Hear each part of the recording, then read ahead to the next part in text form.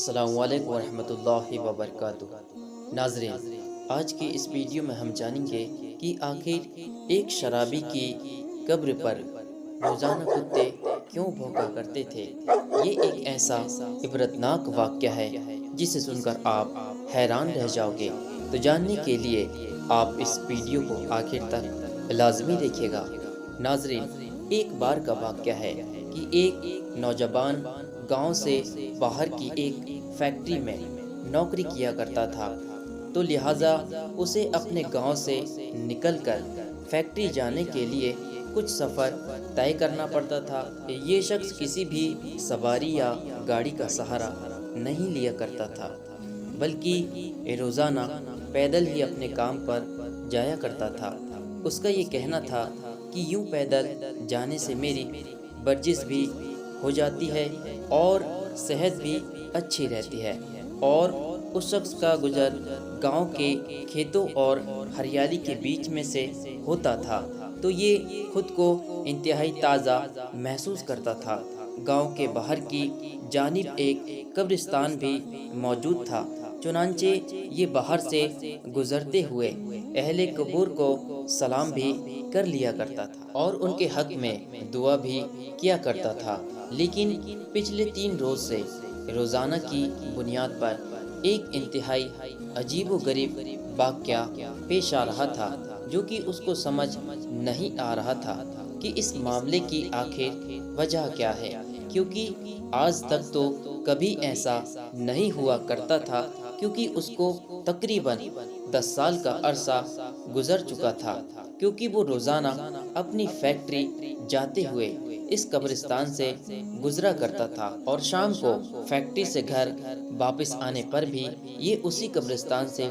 گزرا کرتا تھا۔ پچھلے 3 روز سے اس کے ساتھ اس طرح کا معاملہ پیش آ رہا تھا کہ جب بھی وہ اس قبرستان کے قریب سے گزرتا تو قبرستان کے اندر سے کتوں کے بھونکنے کی آوازیں آنے لگتی۔ چنانچہ وہ پریشان تو تھا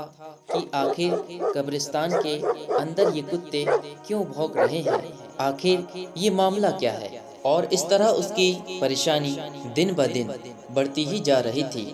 اور اب مسلسل 3 دن گزر چکے تھے۔ چنانچہ اس نوجوان نے یہ فیصلہ کیا کہ اس قبرستان میں داخل ہوگا اور دیکھے گا کہ آخر کس جگہ پر یہ کتے بھونک رہے ہیں، آخر معاملہ کیا ہے۔ ایک دن جب وہ اس قبرستان کے باہر سے گزر رہا تھا تو معمول کے مطابق کتے بھونکنے لگے، تو جیسے ہی وہ شخص قبرستان کے اندر داخل ہوا تو اس نے دیکھا کہ 4 روز پہلے جس شخص کو یہاں دفنایا گیا تھا اس کی قبر پر کھڑے ہو کر کتوں کا ایک گروہ بھونک رہا ہے۔ وہ بڑا پریشان ہوا اور وہ یہ جاننا چاہتا تھا کہ 4 روز پہلے ہی اس شخص کو یہاں پر دفن کیا گیا تھا، تو ایسا کیا معاملہ پیش آ گیا کہ کتے اس کی قبر پر کھڑے ہو کر بھونک رہے ہیں۔ اس نے یہ فیصلہ کیا کہ آج شام گاؤں جا کر بزرگوں کی پنچایت میں اس حوالے سے بات کرے گا اور ان بزرگوں سے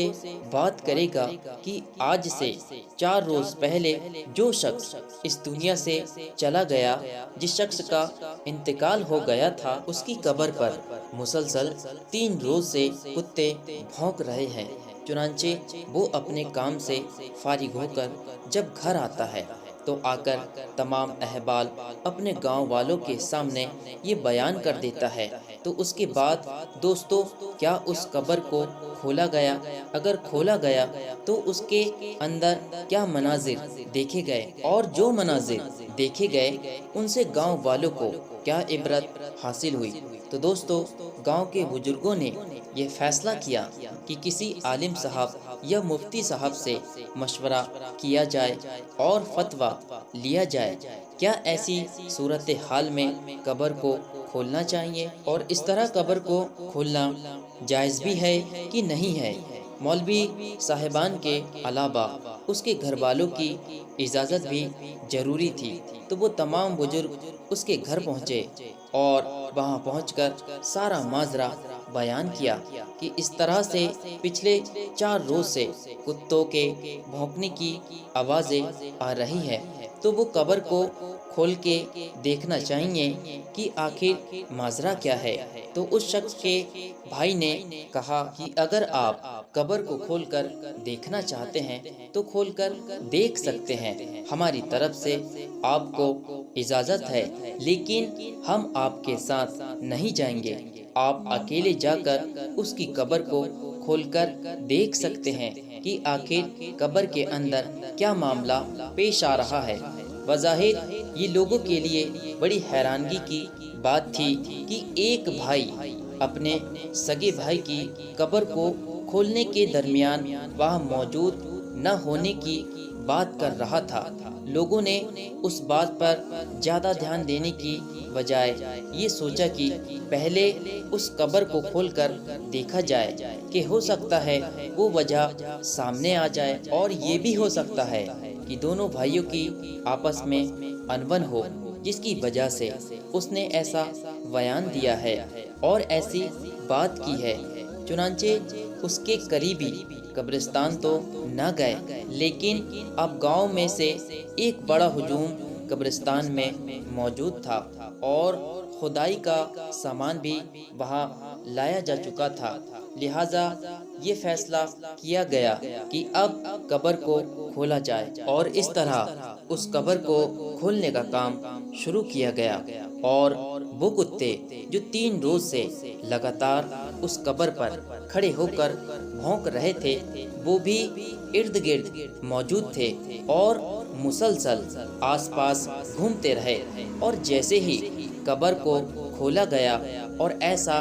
حیران کن اور دہشت ناک منظر سامنے آیا کہ جس نے سب کے ہوش اڑا دیے۔ جب اس قبر سے مٹی ہٹائی گئی اور مٹی کے نیچے سے پتھر ہٹائے گئے تو دیکھا کہ اس قبر کے مردے کو سور کھا رہے ہیں، یعنی اس قبر کے مردے کو ایسے جانور کھا رہے ہیں جن کا دین اسلام میں نام لینا بھی جائز نہیں ہے۔ تو یہ منظر دیکھ کر وہاں پر موجود تمام لوگوں کی چیخیں نکل گئی اور لوگ فوراً اپنے اپنے گھر کو واپس بھاگے۔ چنانچہ لوگوں نے یہی کہا کہ جتنی جلدی ہو سکے اس قبر کو دوبارہ بند کر دیا جائے، لیکن سوال یہ تھا کہ اس شخص نے ایسا کون سا گناہ کیا تھا کہ اس کو ایسے قبر میں سزا دی جا رہی تھی۔